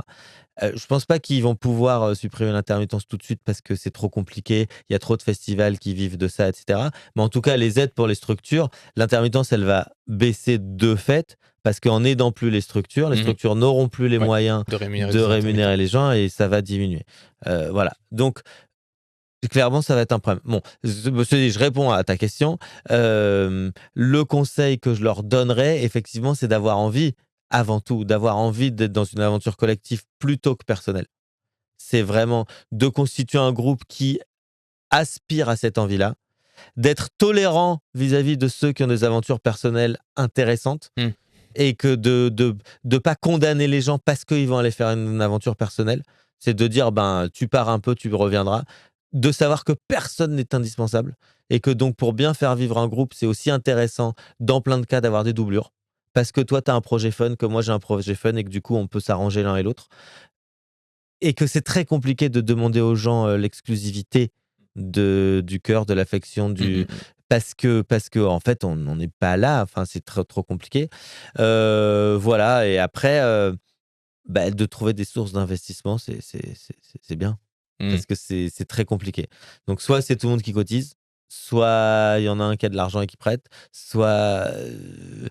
Mais voilà, et de se structurer en sachant que ça va être compliqué. Donc, il faut partir en te disant il y a tous les aspects que j'ai abordés d'administration, etc., qu'au départ, il y a une ou deux personnes qui vont devoir les faire elles-mêmes.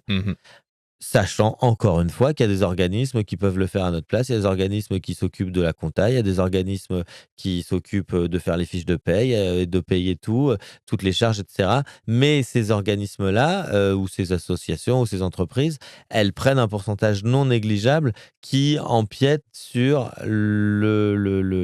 l'artistique. Mais parfois, il vaut beaucoup mieux faire ça. Si on ne se sent pas les compétences, il vaut beaucoup mieux passer uniquement par des prestataires et ne s'occuper que de l'artistique et du relationnel. Je pense que ensuite, c'est compliqué de s'occuper de l'artistique sans personne pour le relationnel. Et les gens ont quand même envie que dans le relationnel, ce soit ceux qui s'occupent de l'artistique qui s'en occupent. Ouais, je comprends très bien. Donc voilà, moi, c'est à peu près ça, je pense. Mais le plus gros moteur étant l'envie. C'est parce qu'on a envie de faire ça qu'on le fait. Parce que, et surtout pas la notoriété ou le succès, c'est l'envie, on a envie de faire des choses. Sinon, ça sera compliqué, je pense. Merci à toi, Vincent. Merci de la à compagnie... vous, c'était hyper intéressant. Ouais, de la compagnie Les Nomadesques, donc plus de 20 ans d'ancienneté. La vache, c'est fort quand même. Hein. Merci beaucoup, Vincent. Je te dis à la prochaine et ça a été un plaisir en tout cas. On est vieux surtout.